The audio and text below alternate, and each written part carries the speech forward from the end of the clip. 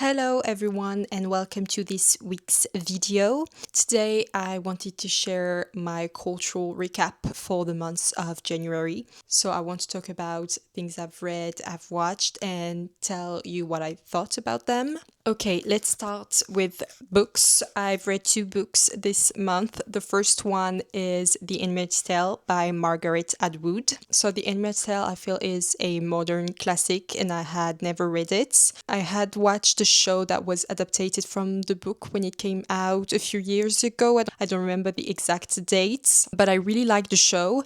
And so I wanted to read the original book that inspired the show. So the book was published in 1985 and it is a futuristic dystopian novel. So I'm just going to read you from Wikipedia a quick plot summary.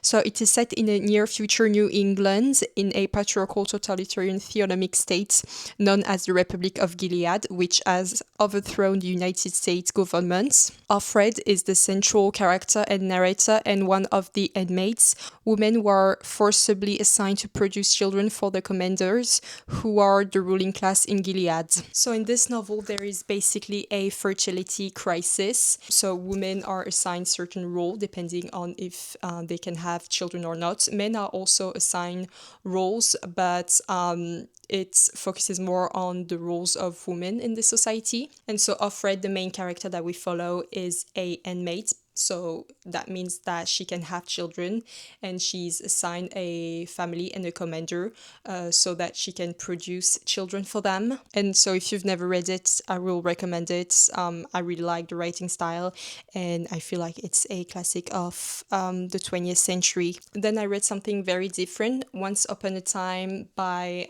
Elizabeth Beller, this book. So it's another book about Caroline Bassett Kennedy. I already read a book about her in my previous cultural recap from the month of December. It was the one about her fashion and style. And so this one is a biography. I actually gifted it to my sister for Christmas and she read it. And I was searching for something to read and I really like reading about other people's life. I also like documentary about people's lives. So that's why I chose to read this book in particular. I really like reading about her because she seemed like quite a character.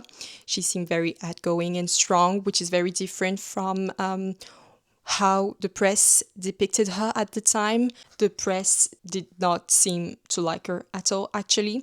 And so in this book, you can see how she really was. She really seemed kind and outgoing and such a good person to be around. As I said, I really like learning about people's life, mainly through documentaries. I don't read a lot of biographies and autobiographies, even though I would like to read more. And I must say, I do prefer autobiographies because I know what the people writing want to share. For instance, I read Just Kids by Patti Smith last year and it's what she wanted to share about her life. And also it feels more personal, obviously, because she was the one writing it and sharing about how she felt at specific times in her life. Whereas I feel like with a biography, you don't really know how much the person wanted to share about certain things, especially since she was very secretive. Sometimes it felt a bit weird to know details about certain things because, yeah, as I said, you don't know how much the person wanted to share, especially when it was someone as, let's say, secretive and someone who wanted to share her privacy as much as her. So it was something that while I enjoy reading about her and personal life and getting to know her more, sometimes I felt a bit weird because I was like, is this too much for me to know? Did she really want everyone to know about it? But yeah, I think that's something to keep in mind when you read a biography, and especially a biography of someone who was quite a private person. But since I really like her character, I still enjoyed reading about her and her life. Okay, let's continue with TV shows and series. The first one I wanted to talk about is I Love LA, which came out at the end of last year, I would say, December 2025. And it follows a group of friends who live in LA. And it's the very stereotypical LA life with influencers and people who work in artistic industries. The main character, Maya, works for a influencer agency, and she's the agent of a big influencer who is Tallulah. So you follow the world of LA influencers and LA celebrities. I really liked the way it was written. You can see it was written from someone who is young and who understand references of social media and who understand Gen Z references and younger people references. The show was created by Rachel Sennott, who plays Maya in the movie, so the influencer agent. So that's why I really like the way it was written, because it came from someone who actually know, as I said, the references, and you could really feel like those were real things that could happen in real life and that maybe happened in real life. I must say that for me, having that life living in LA felt like a nightmare. First few episodes, I was like, thank God that's not my life, because you also have that like kind of fake influencer LA energy that is also depicted in the show. But it was really funny. I really liked how the characters were written. I really like the plots, and I also enjoyed how real and actual it felt watching it. The next show I watched is Seven Dials, which is an adaptation of a Agatha Christie novel. It's on Netflix. I really like murder mysteries and especially adaptation of Agatha Christie novels. So I feel like for me the hardest thing in a murder mystery adaptation is to have a good rhythm, because you want to keep the viewers following the story obviously, but you don't want to make it too long, because at one point you kind of lose yourself in the plot, and if it's too fast you don't have the pleasure of enjoying the character and the plot and everything. So this one was a 3 episodes show, so it's on Netflix. I don't know if I already said that. I felt like it was a bit slow for me. As I said, the rhythm for me is really important for murder mysteries.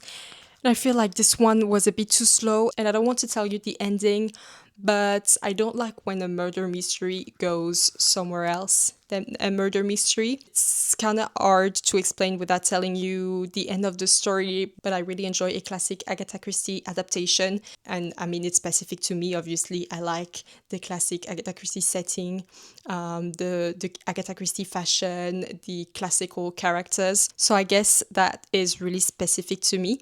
If you like something a bit more original, you may enjoy it. I mean, it's not something very extravagant, but the plot goes a bit beyond the murder. So yeah, I felt like it was a bit slow, and I also did not really like how it was going beyond just a murder, but I still enjoyed the acting and also the setting, because I always enjoyed the settings of Agatha Christie's adaptations. Then the next thing that I watched that I would put in the show category is Ways of Seeing by John Berger. I actually wanted to read the book, but before I read the book, I mean, I know it was an adaptation of a TV series that he made for the BBC in the 70s. And so I just wanted to check first if I could find it online. And it's actually on YouTube. So you can watch the 4 episodes on YouTube for free and then decide if you want to buy the book. So obviously it is from the 70s. So it's not the most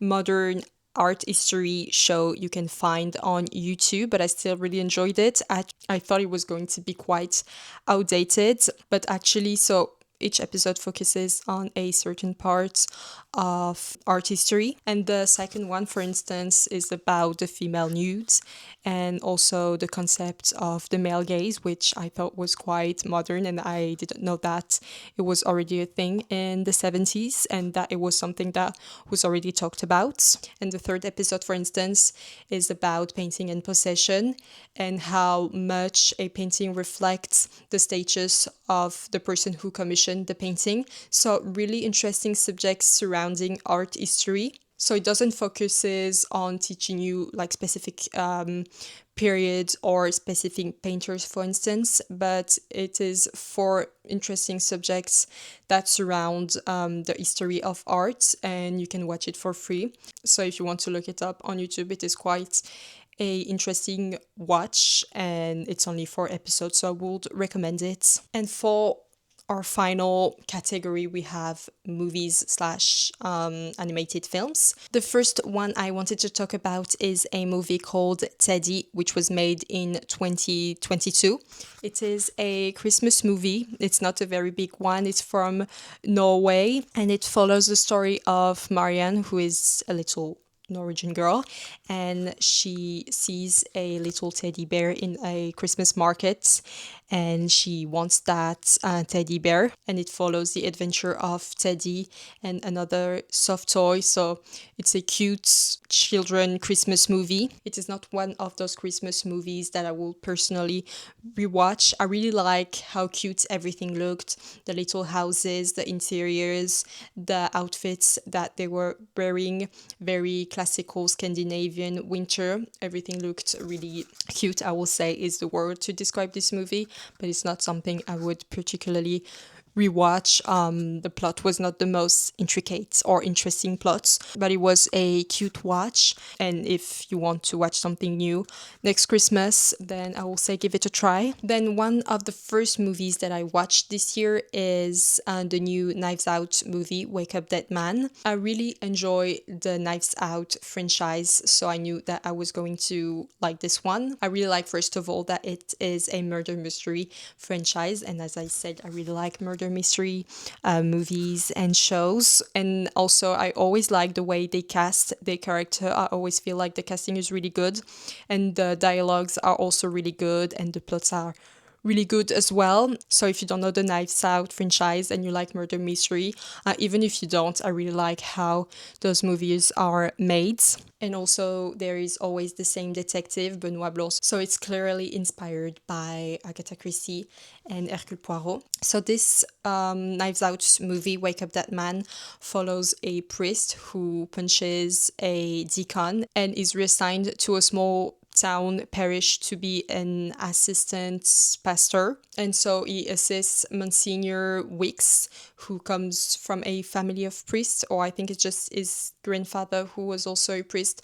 But Wicks' character is written to be the bad priest, and Jude is depicted as the good priest. But so something happens. I'm not sure if I can say who dies, but that might be in the trailer. But of course, someone dies, and then there is a whole investigation, of course, about who killed that person, like every murder mystery. But contrary to Seven Dials, I really liked the rhythm of that one. I really liked the characters. I liked how they were casted. I really, really enjoyed it. I think it's my favorite thing I've watched in January. I also like the other subjects that it touched on. So if you are looking for a murder mystery to watch or just a movie to watch, I would really recommend the whole Knives Out franchise, and especially that one. I think it was my favorite Knives Out movie, maybe with the first one. The next movie I wanted to talk about is the latest one I've seen, because I watched it yesterday. It is The Princess Diaries. I had never watched The Princess Diaries, so it follows the story of a girl named Amelia. She's 15 and she has a normal teenage life. She goes to school and she's not very popular. She gets bullied a bit, but one day she learns that she's actually the heiress to the throne of Genovia, which is a little kingdom in Europe. And so she has to choose if she wants to become the princess of Genovia, if she wants to get on the throne, or she wants to keep her normal life in San Francisco. You have the very cliche makeover, and you have the etiquette classes, so she can learn to become a real princess and actually sit right and stand right. So as I said, I had never watched it. I like it. It's not a movie that I will rewatch. I feel like it's one of those movies that you watch when when you're a child, and then it keeps in your memory and you need to rewatch it from time to time. For me, for instance, that movie is Mean Girls. I had watched it when I was a child, and now it is one of those movies that I can watch again and again and love it. And I'm specifically talking about, those movies who are set in middle school or high school in America, and you watch it from a European point of view, and you're kind of like think that everyone lives that way in America, and it is a movie that you rewatch again and again and you enjoy it every time. And it also has to be set in the 90s or the 2000s. I feel like we all have that one movie that we rewatch and don't get tired of. So yeah, I liked The Princess Diaries, but it's not necessarily something that I would rewatch. And the final movie I wanted to talk about is one of those movies I mentioned, the one that you rewatch again and again, is The Devil Wears Prada. So I've rewatched The Devil Wears Prada for the, I don't know, 100th time this month. I've lost track of how many times I've watched The Devil Wears Prada. So it is the cliche 2000 fashion magazine movie. So it is something that I really liked. It follows the story of Andy, who is an inspiring journalist. She just graduated and she dreams to work for those big publications. But she gets a job as an assistant in a magazine, a fashion magazine named Runway. Now, she doesn't take fashion magazines and publications seriously, so she just takes this job because everyone tells her that this job will open as many doors as she wants, and she's told that everyone dreams of having a job as an assistant at Runway. And so as she works there, she learns more about fashion, she learns to appreciate it, and the outfits in this movie, I think, are my favorite outfits from any movies. I love how colorful fashion was at the time. So the outfits, when I was watching it as a child, were iconic to me. And if you like fashion, I think if you like fashion, you've already seen that movie, but if you've never watched it, you need to. And even if you don't like fashion, it is really 2000. It is very New York, and it is one of my favorite movies. And I will end with animated films. There are 3 animated films, only Disney movies. The first one is Pinocchio, a classic. I wanted to watch one of those old Disney movies from, I don't know if it was from the 40s or the 50s, but one of those really cozy Disney films. So I decided to watch Pinocchio because I hadn't seen it in a very long time. It follows a woodworker and toy maker named Geppetto, and he makes a little puppet named Pinocchio. And you also have the character of Jiminy Cricket, who is Pinocchio's consciousness, because Pinocchio becomes a little boy and he escapes, and then you follow his adventures in the world. Geppetto goes after him to look for him. So I just checked, and it was made in 1940, and apparently at the time it was revolutionary in the way that it was depicting a natural element like rain, water, and also machinery and the movements of vehicles. And it's something that really struck me as well when I watched the movie, because I knew it was really old. I don't know, it was from 1940, but it feels, of course, old in the way old Disney movies are made. But also, for instance, when you see the blue fairy appearing, it feels very modern. And yeah, the way water is depicted, because at one point they end up underwater, and you wonder when you watch animated films from that time how they made those and how much time did it take to make all those details. So yeah, Pinocchio, a classic that I really liked. Then the next one is Toy Story, the first one from the 90s, I think. I had never watched any Toy Story movies, and I wanted to know what it was about because they made 4, I think. So it is quite a popular Disney franchise. So I wanted to watch at least one of them. I wasn't a big fan of Toy Story, at least the first one. Maybe I would watch the other one, but it basically is the story of all those toy, and 2 of them escape, and so they have to find their way back home. So yeah, as I said, it wasn't my favorite watch. Maybe the other Toy Story are a bit more interesting, but it was just the plot that I wasn't really interested in, and also the character I was not really attached to. So if the plot is not really interesting to you and the characters are not really attaching, then it's quite difficult to enjoy a movie. And finally, the last one is Dory. Nemo is, I think, my first Disney film memory, and so it is also one of my favorites. So Finding Dory is the sequel of Finding Nemo.